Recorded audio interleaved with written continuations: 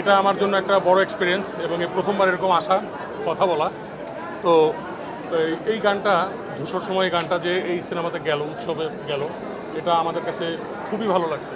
এটা মানে এই পারমিশনটা হয়েছে বা এই ঘটনাটা যে ঘটছে, এই ঘটনার জন্য আমরা খুবই খুশি। আমরা চাই যে এভাবে ইনক্লুশন হওয়া দরকার এবং গানের কথা আর একটা মুভি এটা আসলে একই জিনিস। কারণ আমরা কিন্তু মাথার মধ্যে একটা সিনেমাই বানাই, ওই সিনেমাটায় সুরের আকারে বের হয়, দ্যাটস কল্ড দ্য সং। আর এই সিনেমাটাই হচ্ছে দ্য ফাইনাল কন্ডিশন, এটা বাস্তবের নিরিখে এবং কিছুটা একটা মানে বলবো যে আর্টিস্টিকভাবে কীভাবে মানুষের কাছে উপস্থাপন করা যায়। তো ঘটনাক্রমে গান এবং ফিল্ম দুটা একই জিনিস, তো এটা অনেক সময় আলাদা থাকে, অনেক সময় এক হয়। তো আমাদের এই এরকম একটা রক ব্যান্ডের গান, যদিও একটা ঠান্ডা মেজাজের গান, এটা যে এখানে সম্পৃক্ত হয়েছে এর জন্য আমরা আর্টসেল অনেক খুশি এবং ইটস সো হ্যাপি। আপনি কি হল রিঅ্যাকশন দেখেছেন? আমি আজকে প্রথম আসছি। আজকে দেখবেন। আমি হচ্ছে কি রেগুলার শোজ দেখেছি দুইটা। হ্যাঁ।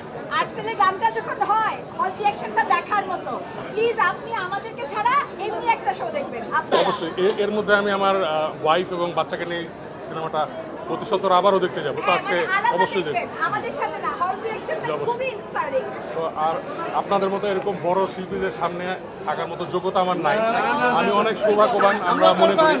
এবং আমি ওনাকে বলছিলাম যে ভাইয়াকে যে আপনারা ভয়ঙ্কর মানুষ, আসলে ভয়ঙ্কর।